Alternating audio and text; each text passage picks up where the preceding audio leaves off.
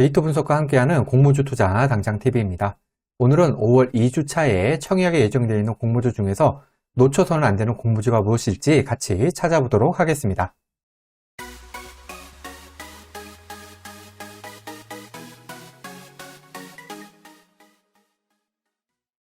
(5월 2주차) 청약 캘린더입니다. 5월 8일에서 9일은 투르엔 청약, 그 다음에 5월 9일에서 10일은 CUPAS 청약, 5월 10에서 11일은 모니터랩하고 프로테움텍 청약이 예정되어 있습니다.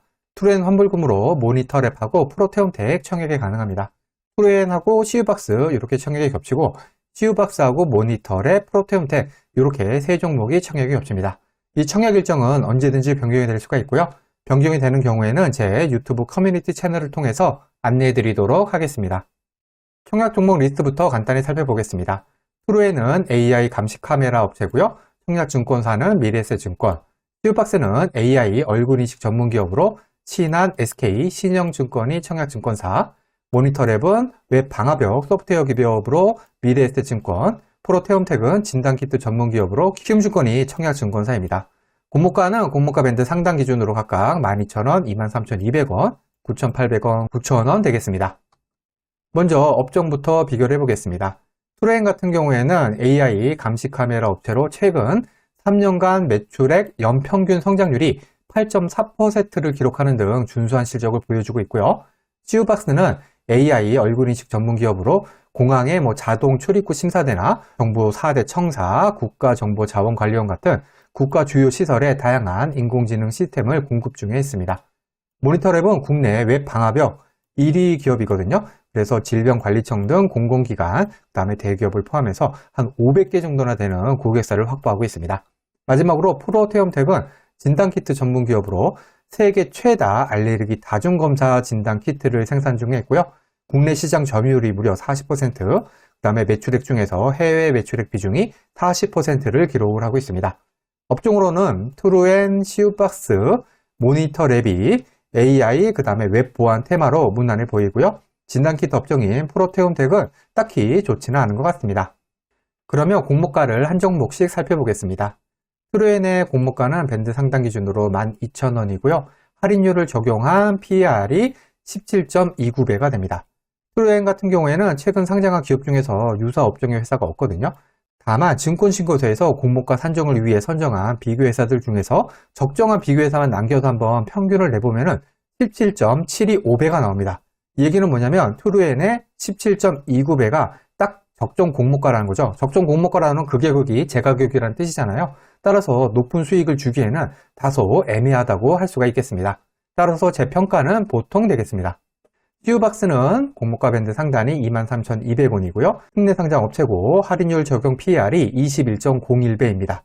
CUBAS 같은 경우에 최근에 상장한 유사 회사의 확정 공모가 기준 할인율 적용 PER을 보면은 마찬가지로 기술특례 상장한 핀텔이 16.22배입니다. 이 핀텔 같은 경우에 고해상도 AI 영상 분석 기업으로 업종도 상당히 유사하죠. 그리고 핀텔의 상장일 시초가는 공모가 대비해서 72%나 상승을 해주었습니다. 따라서 21.01배면은 그렇게까지 나쁜 공모가는 아니죠. 다만 기술특례 상장하는 경우에는 미래의 추정 실적을 사용하기 때문에 이와 같은 비교 데이터와는 상관없이 기본적으로 공모가가 비쌀 수 있다고 가정을 해야 됩니다. 따라서 제 평가는 보통입니다.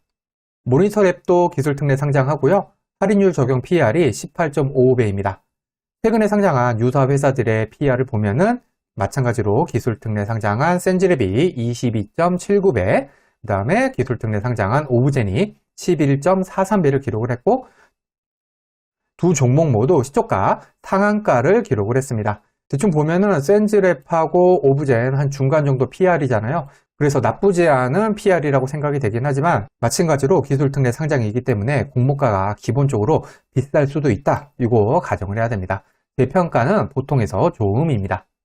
마지막으로 프로테움텍 같은 경우에는 13.91배인데요. 최근 상장한 유사 업체의 PER을 보면은 바이오노트가 1.93배, 그 다음에 기술특례 상장한 노을이 9.01배입니다. 그리고 상장의 시초가는 노을은 공모가를 하회를 했고요. 바이오노트는 공모가 대비해서 11% 상승 출발을 했습니다. 바이오노트와 비교하면 엄청나게 높고요. 그리고 시초가가 공모가를 하회한 노을보다도 더 높죠. 따라서 공모가 밴드 상단 기준으로는 분명히 비싸게 책정이 된 것으로 판단이 됩니다. 따라서 제 평가는 나쁨입니다. 종합해서 보면은 모니터랩이 그래도 가장 좋은 편이긴 하지만 기술 특례 상장임에 유의를 해야겠고요. 프론트홈택이 공모가는 가장 비싸 보입니다.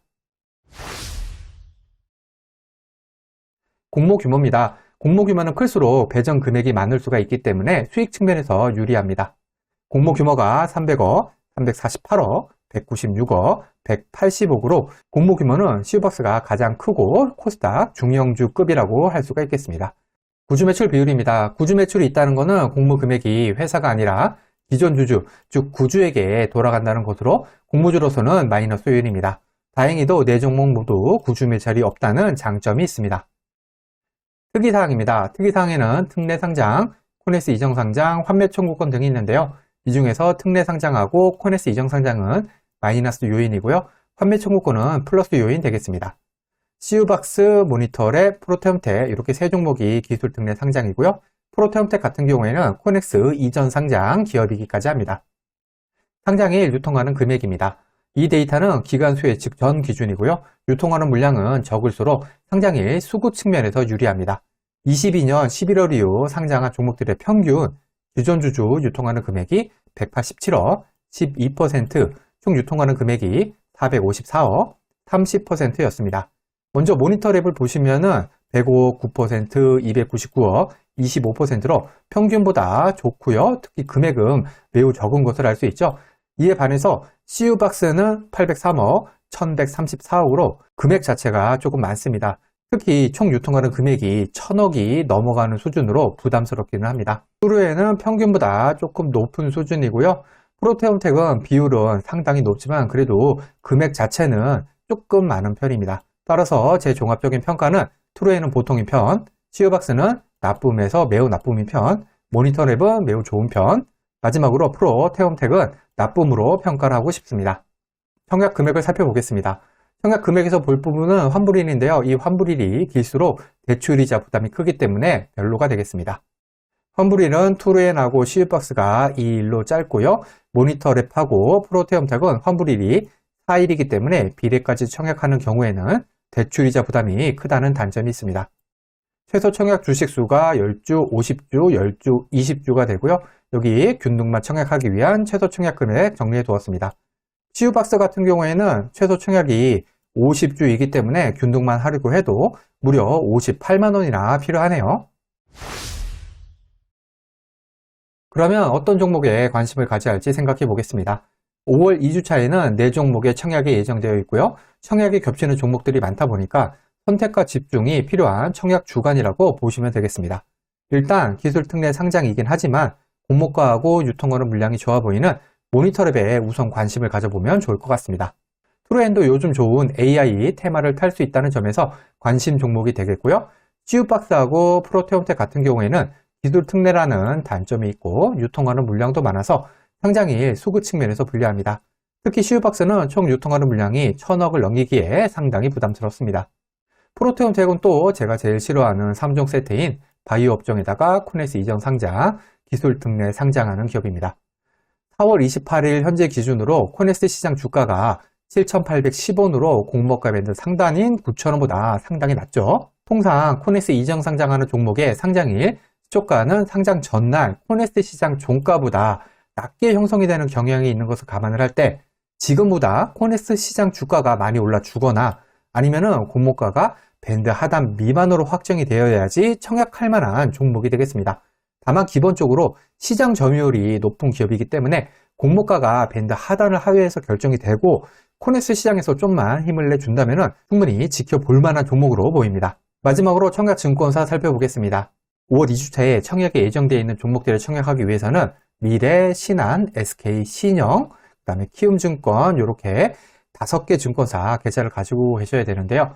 청약 수수료가 키움증권만 무료고 나머지 증권사는 2,000원 되겠습니다. 그리고 청약을 하기 위해서 계좌 개설해야 되는 날짜 정리해 두었으니까 참고하시고요.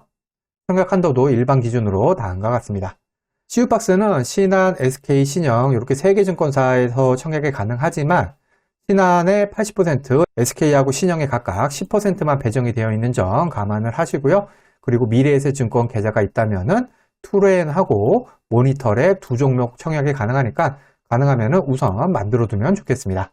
현재 카카오뱅크 계좌를 가지고 있다면은 20영업일 제한 없이 교보, 한투, 신한, 미래에셋, NH, 하나, KB, 그리고 삼성증권 계좌 개설이 가능합니다. 증권사 계좌 개설은 공모주 투자의 기본입니다. 귀찮으시더라도 혹은 당장 청약할 종목이 아니라고 생각이 되더라도 미리미리 만들어 두시기 바랍니다. 과거의 데이터가 미래를 보장하지 않습니다. 오늘 영상은 참고만 하시길 바랍니다. 공모주 투자는 기관 수혜치 결과를 꼭 확인한 다음에 청약을 해야 합니다. 기관 수혜치 결과와 상장일 유통하는 물량이 아무리 좋다고 하더라도 공모주 투자는 손실을 볼 수가 있습니다. 이 영상은 공모주 관련 정보 제공을 위한 것으로 종목 추천 영상이 아닙니다. 후회 없는 투자를 위해서는 반드시 공부하신 후 스스로 투자 여부를 결정하셔야 합니다. 이상으로 오늘 영상을 마치겠습니다. 오늘 영상이 도움이 되었다면 구독, 좋아요, 그리고 알림 설정까지 부탁드립니다. 감사합니다.